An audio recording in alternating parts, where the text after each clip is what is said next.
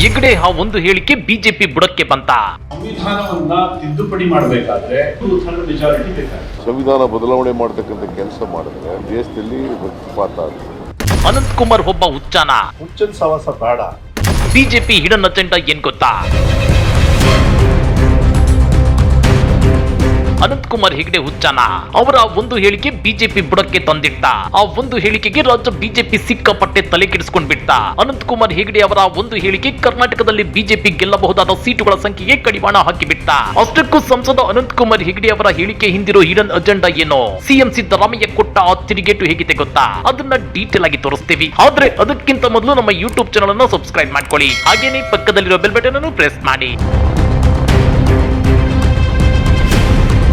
ಅನಂತಕುಮಾರ್ ಹೆಗಡೆ ಹಾಲಿ BJP ಸಂಸದ.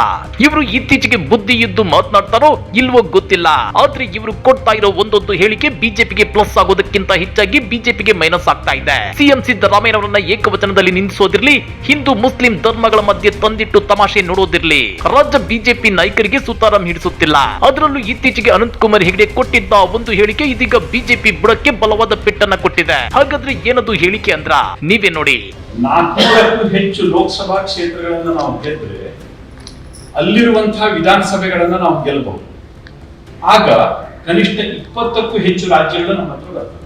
20ಕ್ಕೂ ಹೆಚ್ಚು ರಾಜ್ಯಗಳು ನಮ್ಮ ಕೈನಲ್ಲಿ, ಬಿಜೆಪಿ ಕೈನಲ್ಲಿ ಬಂದ್ರೆ ರಾಜ್ಯ ಸರ್ಕಾರಗಳಲ್ಲಿ ಕೂಡ 2/3 ಮೆಜಾರಿಟಿ ನಮ್ಗೆ ಬಂದಾಗ, ಅಷ್ಟರ ನಂತರದಲ್ಲಿ ಲೋಕಸಭೆಯಲ್ಲಿ 2/3 ಮೆಜಾರಿಟಿ, ರಾಜ್ಯಸಭೆಯಲ್ಲಿ 2/3 ಮೆಜಾರಿಟಿ, ರಾಜ್ಯ ಸರ್ಕಾರಗಳಲ್ಲಿ 2/3 ಮೆಜಾರಿಟಿ.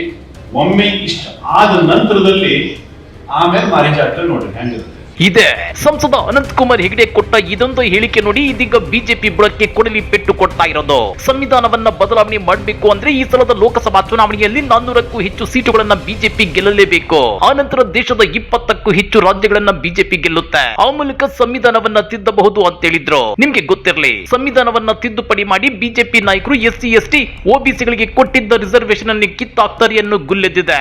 ದೇಶದಲ್ಲಿ SC ST OBCಗಳ ಮತಗಳ ಸಂಖ್ಯೆ 60%ಕ್ಕೂ ಹೆಚ್ಚಿದೆ. ಲೋಕಸಭಾ ಎಲೆಕ್ಷನ್ ಟೈಮ್ ಅಲ್ಲಿ ಅನಂತಕುಮಾರ್ ಹೆಗಡೆ ಸಂವಿಧಾನ ತಿದ್ದುಪಡಿ ಬಗ್ಗೆ ಹೇಳಿಕೆ ಕೊಟ್ರೆ ಈ ಸಮುದಾಯಗಳು ಬಿಜೆಪಿ ವಿರುದ್ಧ ರೊಚ್ಚಿಗೇಳುವ ಸಾಧ್ಯತೆ ಇದೆ. ಕಾಂಗ್ರೆಸ್ ನಾಯಕರು ಇವರ ಮಾತನ್ನೇ ರಾಷ್ಟ್ರ ಮಟ್ಟದಲ್ಲಿ ಬ್ರಹ್ಮಾಸ್ತ್ರವಾಗಿ ಬಳಸಿಕೊಂಡು ಪ್ರಚಾರ ನಡೆಸಿದ್ರೆ ಮೋದಿ ಹವಾ ಬಿಜೆಪಿ ಪರ ಇರೋ ಅಲೆ ನಿಲಕ್ಕಚ್ಚುತ್ತೆ ಅನ್ನೋ ಮಾತುಗಳು ಇವೆ. ಇದೇ ಕಾರಣಕ್ಕೆ ರಾಜ್ಯ ಬಿಜೆಪಿ ಅಲರ್ಟ್ ಆಗಿದ್ದು ನಿನ್ನೆ ಈ ಕುರಿತು ಟ್ವೀಟ್ ಮೂಲಕ ಸ್ಪಷ್ಟನೆ ಕೊಟ್ಟಿದೆ.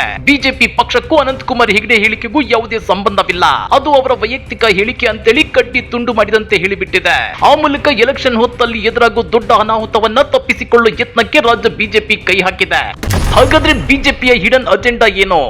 ಸಿಎಂ ಸಿದ್ದು ಬಿಚ್ಚಿಟ್ಟ ಆ ಗುಟ್ಟೇನ್ ಗೊತ್ತಾ? ಸಂವಿಧಾನ ಬದಲಾಯಿಸೋದಕ್ಕೆ ಬಿಜೆಪಿ ಹೊರಟಿರೋದ್ಯಾಕೆ? ಬಡವರ ಉದ್ಧಾರ ಮಾಡೋದಕ್ಕ, ದೇಶದ ಅಭಿವೃದ್ಧಿಗಾಗ, ಅಥವಾ ಇನ್ಯಾವ ವಿಷಯಕ್ಕೆ? ಹೀಗೆ ಪ್ರಶ್ನೆ ಕೇಳಿರೋ ಸಿಎಂ ಸಿದ್ದರಾಮಯ್ಯ ಬಿಜೆಪಿಯ ಹಿಡನ್ ಅಜೆಂಡಾವನ್ನ ಬಿಚ್ಚಿಟ್ಟಿದ್ದಾರೆ. ಅಂದ್ರೆ ಸಂವಿಧಾನ ಬದಲಾವಣೆ ಮಾಡಲಿಕ್ಕೆ 2/3 ಮೆಜಾರಿಟಿ ಬೇಕು. ದೇಶ ಉದ್ಧಾರ ಮಾಡಕ್ಕಲ್ಲ, ಬಡವರು ಉದ್ಧಾರ ಮಾಡಕ್ಕಲ್ಲ, ಸಂವಿಧಾನ ಬದಲಾವಣೆ ಮಾಡಕ್ಕೆ. ಯಾಕಂತಂದ್ರೆ ಅವರು ಮರುವಾದವನ್ನ ಸಮರ್ಥನೆ ಮಾಡ್ತಕ್ಕಂಥ. ಕೇಳಿದ್ರಲ್ವಾ ಸಿಎಂ ಸಿದ್ದರಾಮಯ್ಯ ಹೇಳಿದ್ದನ್ನ? ಮನುಸ್ಮೃತಿಗೆ ಅನುಗುಣವಾಗಿ ಸಂವಿಧಾನ ಇರಬೇಕು ಅನ್ನೋದೇ ಬಿಜೆಪಿ ನಾಯಕರ ಅಸಲಿ ಉದ್ದೇಶ.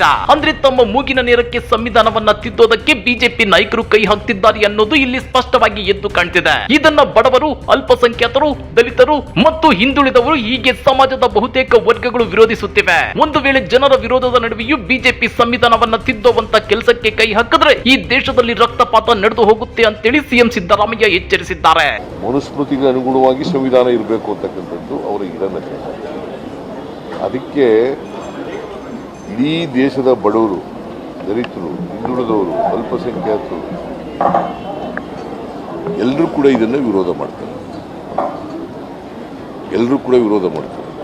ಒಂದು ವೇಳೆ ಸಂವಿಧಾನ ಬದಲಾವಣೆ ಮಾಡ್ತಕ್ಕಂಥ ಕೆಲಸ ಮಾಡಿದ್ರೆ ಈ ದೇಶದಲ್ಲಿ ಪಕ್ಷಪಾತ ಆಗುತ್ತೆ.